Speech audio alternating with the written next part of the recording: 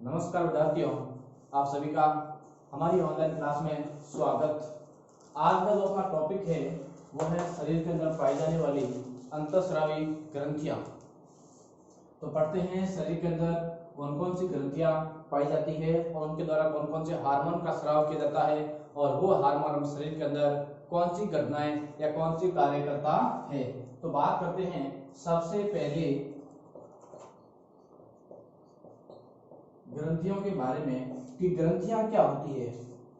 ध्यान दीजिए, अपने शरीर के अंदर कोशिकाओं के इस प्रकार के या ऐसे समूह पाए जाते हैं जो एक प्रकार से तरल पदार्थों का स्राव करते हैं और उसे अपन क्या कहते हैं, ग्रंथियां कहते हैं। तो अपने शरीर के अंदर ग्रंथियां है वो तीन प्रकार से पाई जाती है, अंतःस्रावी ग्रंथियां, बाह्य स्रावी ग्रंथियां और मिश्रित ग्रंथियां हैं। तो इन तीनों में से आज का जो अपना टॉपिक रहेगा वो रहेगा एंडोक्राइन अंतःस्रावी ग्लैंड्स के बारे में।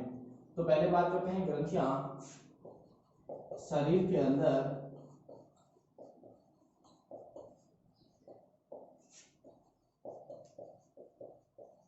कोशिकाओं का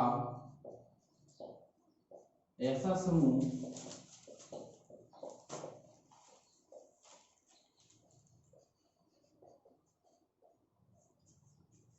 जो तरल पदार्थों का स्राव करे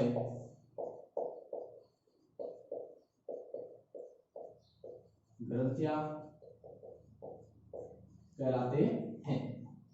अब विद्यार्थियों आगे अपन बात करते हैं कि अपने शरीर के अंदर कौन कौन सी अंतःस्रावी ग्रंथियां हैं।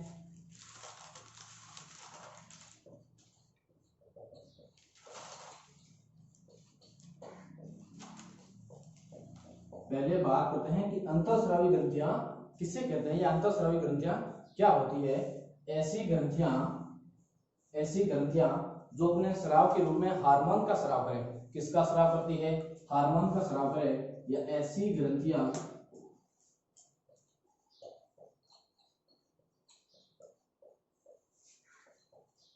जो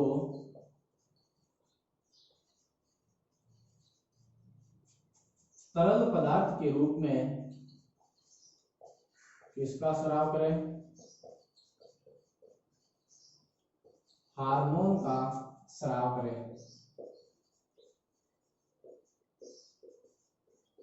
क्या कहलाती है, अंतःस्रावी ग्रंथियां कहलाती है।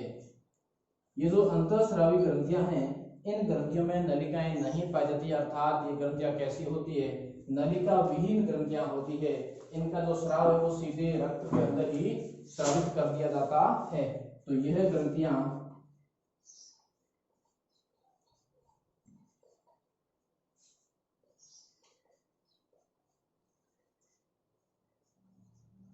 नलिका विहीन होती है। ये ग्रंथियां नलिका विहीन होती है। जो अपने शरीर के अंदर अंतःस्रावी ग्रंथियां हैं उन ग्रंथियों का लक्षित अंग क्या होता है, दूर होता है। इन ग्रंथियों का इनका लक्षित अंग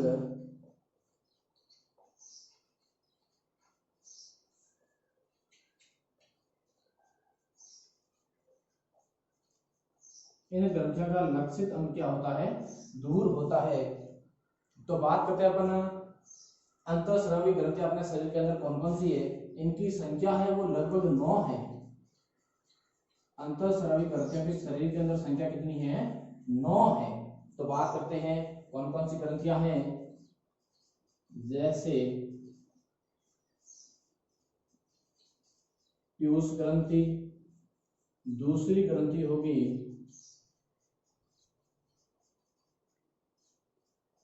पीनियल ग्रंथि, तीसरी है अपनी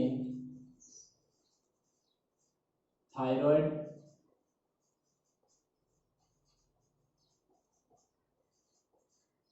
पैराथायराइड,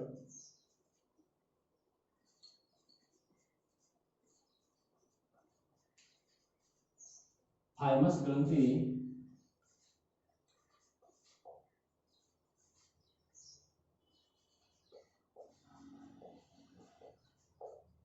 अग्नाशय ग्रंथि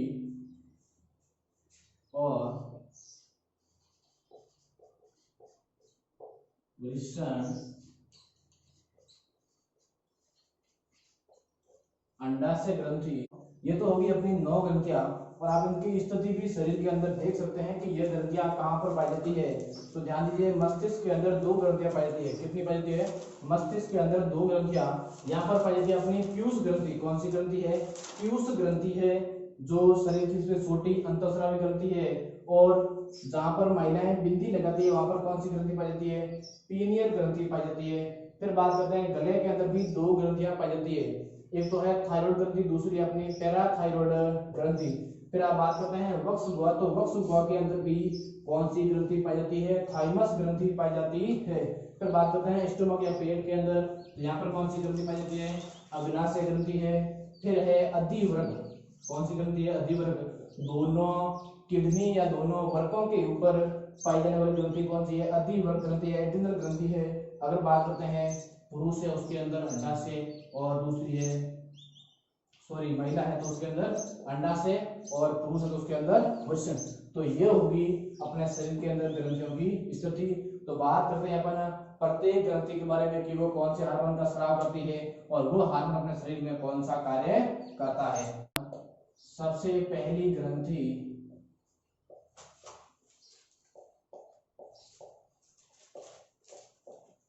पीयूष ग्रंथि के बारे में, कौन सी ग्रंथि के बारे में बात करते हैं? पीयूष ग्रंथि के बारे में। यह ग्रंथि मस्तिष्क में पाई जाती है। कहां पर पाई जाती है? मस्तिष्क में पाई जाती है। तो यह मस्तिष्क के अग्रभाग में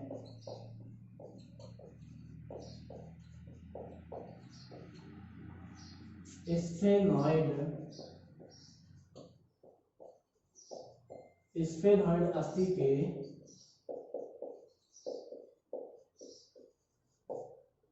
सेला टर्सिका नामक गुहा के अंदर पाई जाती है। कौन सी ग्रंथि? पीयूष ग्रंथि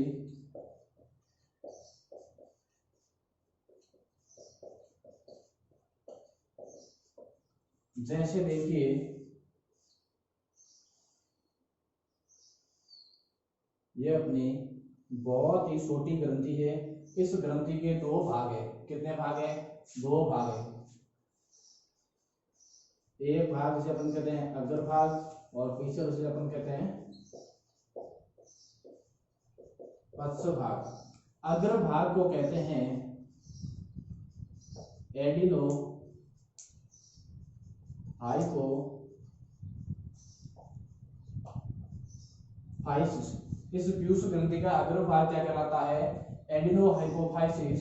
और पश्च भाग कहलाता है न्यूरो हाइपोफाइसिस। और यह होगी अपनी सेला टर्सिका या स्फेनॉइड अस्थि। तो बात करते हैं, यह जो पीयूष ग्रंथि है ये शरीर की सबसे छोटी अंतःस्रावी ग्रंथि है। यह शरीर की सबसे छोटी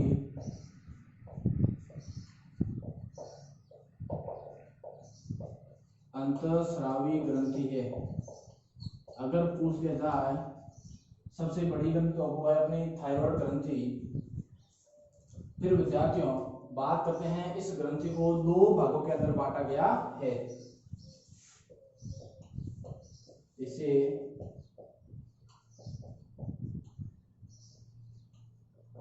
दो भागों में डिवाइड किया है, जिसके अंतर्गत अग्रभाग को क्या कहते हैं? Adeno hypophysis. एडिनो हाइपोफाइसिस एवं इसके पश्च भाग को अपन क्या कहते हैं? Neuro hypophysis.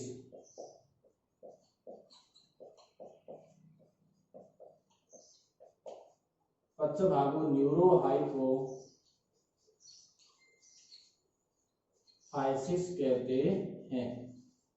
फिर अगली बात है, इस ग्रंथि को या पीयूष ग्रंथि को अपन मास्टर ग्रंथि भी कहते हैं। मास्टर ग्रंथि क्यों कहते हैं? क्योंकि इसके अलावा यह 8 ग्रंथियों का नियंत्रण करती है, इसलिए अपन इसे मास्टर ग्रंथि कहते हैं। इसे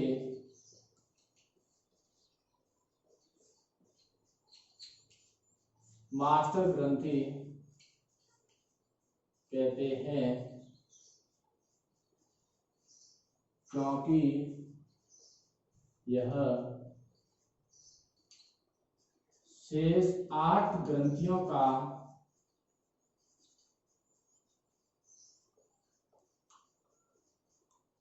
नियंत्रण करती है। क्या बात होगी? इसे मास्टर ग्रंथि कहते हैं क्योंकि यह 8 ग्रंथियों का नियंत्रण करती है। अगर बात की जाए कि मास्टर ऑफ मास्टर ग्रंथि किसे कहते हैं, तो मास्टर ऑफ मास्टर है वो अपनी होगी हाइपोथैलेमस। क्या हो गया? मास्टर ऑफ मास्टर, तो वो अपना क्या है? वो अपना है हाइपोथैलेमस।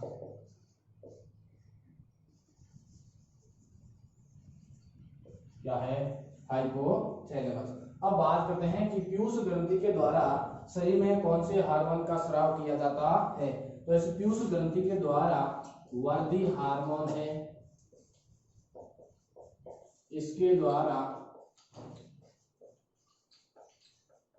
वर्दी हार्मोन जिसे सोमेटोट्रोपिक हार्मोन क्या कहते हैं? सोमेटोट्रोपिक हार्मोन, और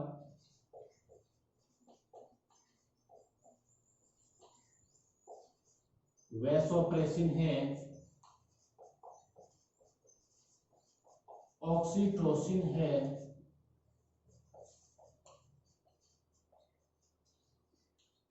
प्रोलैक्टिक है, इत्यादि हार्मोन का स्राव कौन सी ग्रंथि के द्वारा किया जाता है? तो वो है अपनी पीयूष ग्रंथि। पीयूष ग्रंथि का शरीर के अंदर वर्दी हार्मोन, ग्रोथ हार्मोन, वैसोप्रेसिन है और ऑक्सीटोसिन है, प्रोलैक्टिक है, इत्यादि प्रकार के हार्मोन का स्राव इस पीयूष ग्रंथि के द्वारा किया जाता है। अगली अगली जो अपनी ग्रंथि है वो ग्रंथि है अपनी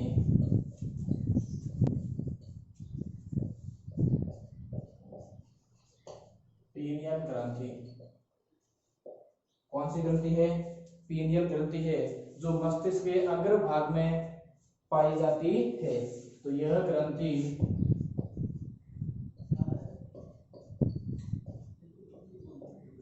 मस्तिष्क के अग्र भाग में, यह ग्रंथि मस्तिष्क के अग्र भाग में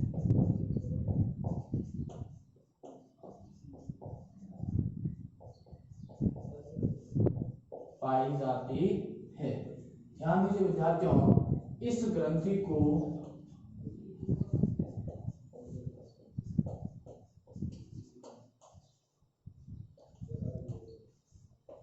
इसको जैविक घड़ी या फिर मस्तिष्क की रेती कहते हैं। क्या कहते हैं? मस्तिष्क की रेती कहते हैं। क्या कहते हैं इसे? जैविक घड़ी या फिर मस्तिष्क की रेती कहते हैं। इसे जैविक घड़ी क्यों कहते हैं? क्योंकि यह घड़ी अपने शरीर के अंदर दैनिक प्रक्रियाओं का नियमन करती है, जैसे सोना है, जागना है, और जो भी दैनिक प्रक्रिया होती है उसका नियंत्रण करने के कारण इस ग्रंथि को क्या कहते हैं? जैविक घड़ी। तो यह ग्रंथि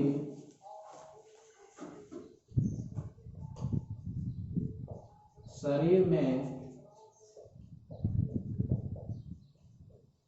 दैनिक प्रक्रियाओं का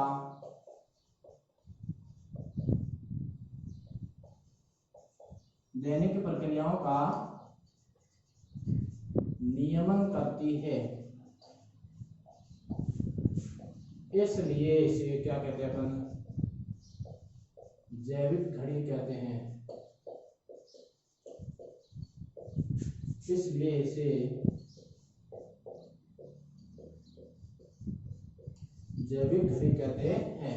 दूसरी बात है कि इस ग्रंथि को अपन मस्तिष्क की रेती कहते हैं। क्या कहते हैं? मस्तिष्क की रेती, क्योंकि इसका जो आकार है, इस पीनियल ग्रंथि का आकार रेत के दानों के समान होता है। किसके समान होता है? रेत के दानों के समान होता है।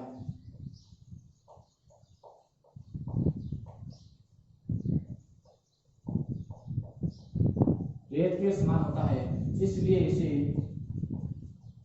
अपन क्या कहते हैं? मस्तिष्क की रेती कहते हैं।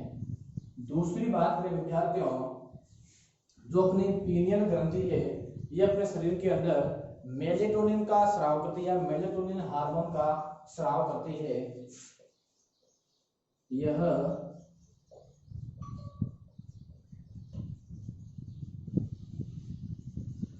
मेलेटोनिन का स्राव करती है। और जो यह मेलेटोनिन है, जो ये अपना मेलेटोनिन है, यह मेलेटोनिन किसका संग्रहण करता है? मेलेनिन का संग्रहण करता है। किसका संग्रहण करता है? यह मेलेटोनिन मेलेनिन का संग्रहण करता है।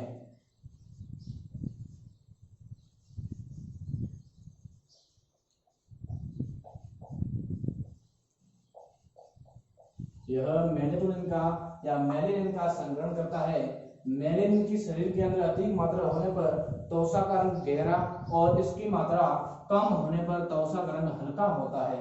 तो यही कारण है व्यक्ति का गोरा या काला होना। क्या कारण है? मेलेनिन का कारण है।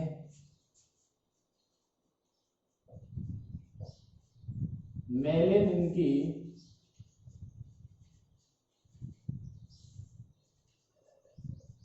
अधिक मात्रा से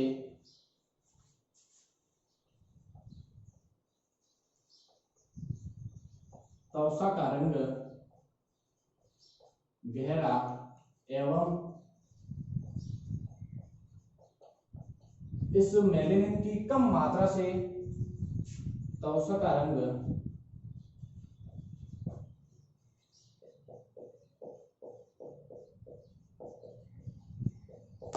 हल्का होता है।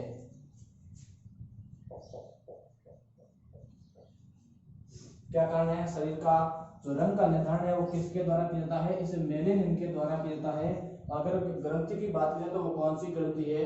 पीनियल ग्रंथि, जिसे अपन मस्तिष्क की रेती ऐसी जैविक घड़ी भी कहते। अगली जो अपनी ग्रंथि है वह ग्रंथि है थायराइड ग्रंथि।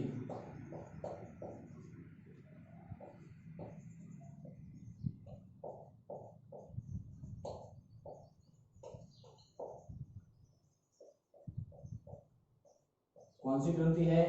थायराइड ग्रंथि। बात करते हैं कि जो थायराइड ग्रंथि है वो कहां पर पाई जाती है? गले के अंदर पाई जाती है। यह ग्रंथि गले में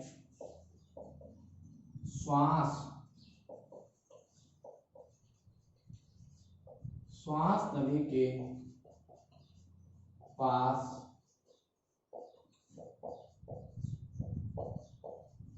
पाई जाती है। तो अपनी थायराइड ग्रंथि है, थायराइड ग्रंथि कहां पर पाई जाती है? गले के अंदर श्वास नली के आसपास पाई जाती है। फिर बात करते हैं, ये जो अपनी थायराइड ग्रंथि है ये शरीर की सबसे बड़ी अंतःस्रावी ग्रंथि है। तो शरीर की सबसे छोटी अंतःस्रावी ग्रंथि कौन सी थी? वो थी अपनी पीयूष ग्रंथि। तो ये थायराइड ग्रंथि है, ये शरीर की सबसे बड़ी अंतःस्रावी ग्रंथि है। शरीर की सबसे बड़ी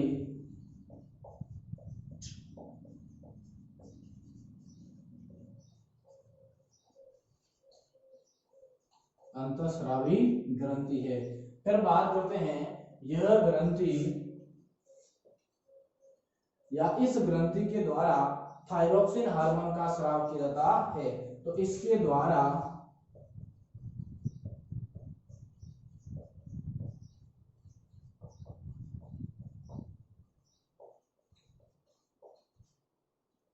थायरॉक्सिन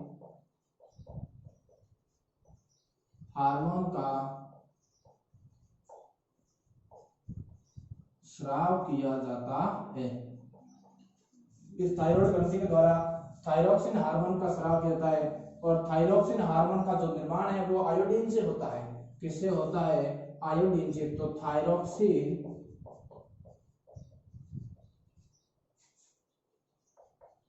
हार्मोन का संश्लेषण थायरॉक्सिन हार्मोन का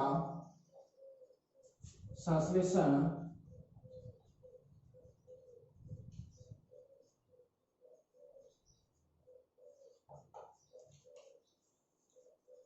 आयोडीन से होता है। अगर शरीर के अंदर आयोडीन की कमी होगी या शरीर के अंदर आयोडीन की कमी है तो थायरॉक्सिन हार्मोन का निर्माण नहीं हो पाएगा और थायरॉक्सिन हार्मोन की कमी के कारण शरीर में गलगंड या घेंगा रोग उत्पन्न हो जाता है और इस रोग के अंदर जो व्यक्ति का गला है उस गले के अंदर सूजन आ जाती है। तो आयोडीन की कमी से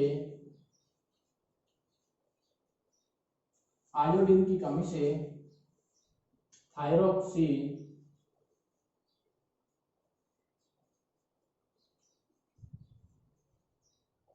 हार्मोन का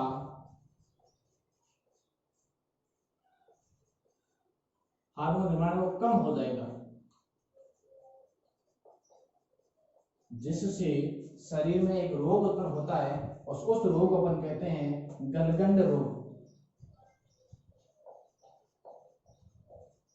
जिसे गलगंड या इसे घेंगा या इसे ग्वाइटर रोग भी कहते हैं।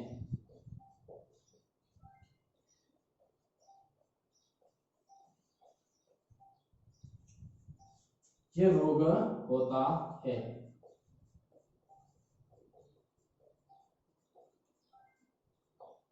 जिसमें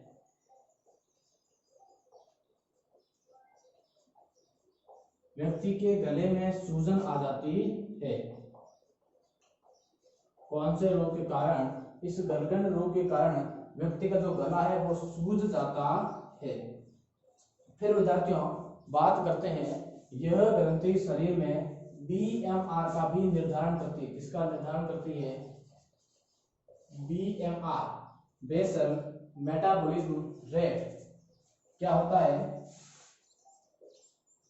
यह बीएमआर का निर्धारण करती है। अर्थात जो बीएमआर है ऊर्जा निर्माण की दर, ऊर्जा निर्माण की दर क्या होती है? बीएमआर होती है। अर्थात जो व्यक्ति मोटा है, जिस व्यक्ति का भार ज्यादा है उसकी बीएमआर कम होती है और जो व्यक्ति पतला होता है या उसका भार कम होता है उसकी बीएमआर क्या होती है? ज्यादा होती है। बीएमआर अर्थात भारी व्यक्ति बीएमआर कम होती है, अर्थात भार कम बीएमआर ज्यादा। भार और बीएमआर दोनों विपरीत है, अर्थात जिस व्यक्ति का भार ज्यादा होगा उसके अंदर ऊर्जा निर्माण की दर क्या होगी? कम होगी और जिस व्यक्ति का भार कम होगा उसके अंदर ऊर्जा निर्माण की दर क्या होगी? ज्यादा होगी। तो इस ऊर्जा निर्माण की दर का भी निर्धारण कौन सी ग्रंथि के द्वारा किया जाता है? इस थायराइड ग्रंथि के द्वारा किया जाता है। अगली जो अपनी ग्रंथि है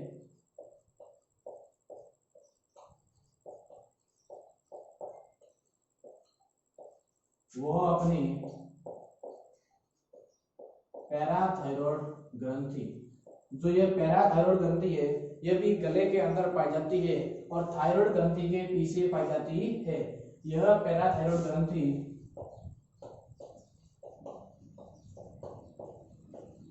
गले में ही थायराइड ग्रंथि के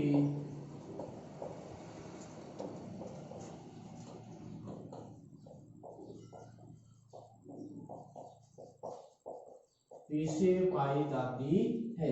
जो ये पैराथायराइड ग्रंथि, यह थायराइड ग्रंथि के पीछे पाई जाती है। इस पैराथायराइड ग्रंथि के द्वारा पैराथ हार्मोन का स्राव किया जाता है। इसके द्वारा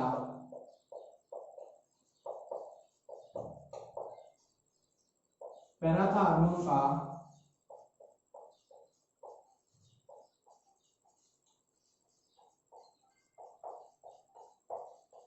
स्राव किया जाता है। ध्यान दीजिए विद्यार्थियों, यह जो ग्रंथि है वो शरीर के अंदर कैल्शियम और फॉस्फेट का निर्धारण करती है। कैल्शियम और फॉस्फेट के जो मात्रा का स्तर है वो भी किसके द्वारा नियंत्रित किया जाता है? इस पैराथायराइड ग्रंथि के द्वारा।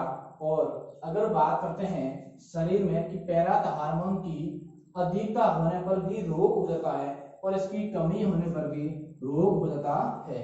तो बात करते हैं इस पैराथ हार्मोन की कमी से।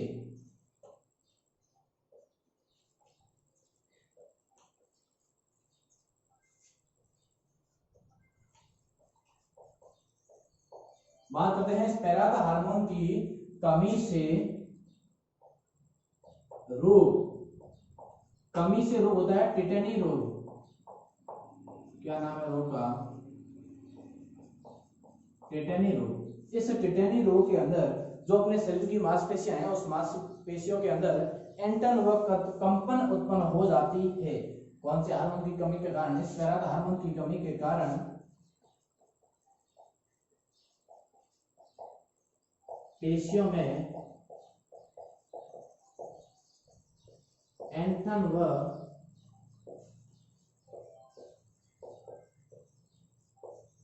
कंपन उत्पन्न होती है। अगर बात करें इस पैराथ हार्मोन की अधिकता से,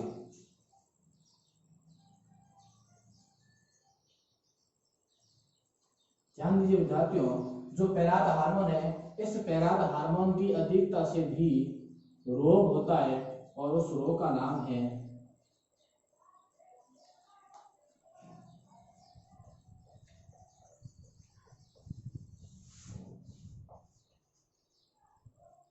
ऑस्टियोपोरोसिस रोग। कौन सा रोग है? ऑस्टियोपोरोसिस रोग। और इस ऑस्टियोपोरोसिस रोग के अंदर जो व्यक्ति की हड्डियां हैं वो नरम कोमल भंगुर प्रकृति की हो जाती है। तो इस ऑस्टियोपोरोसिस रोग में हड्डियां नरम कोमल व भंगुर प्रकृति की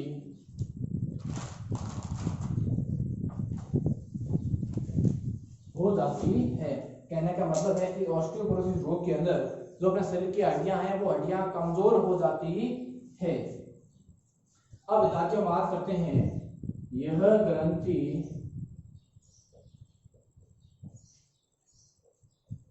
शरीर में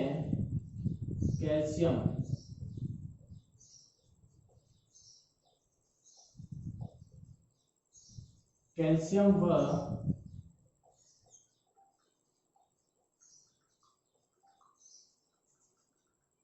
फॉस्फेट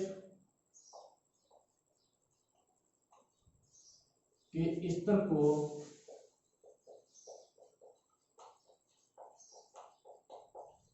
नियंत्रित करती है।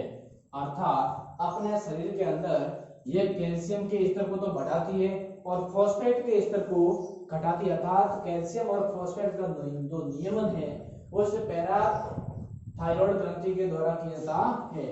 तो यह कैल्शियम के स्तर को बढ़ाने तथा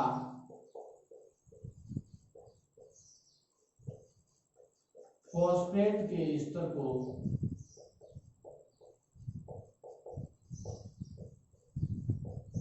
घटाने का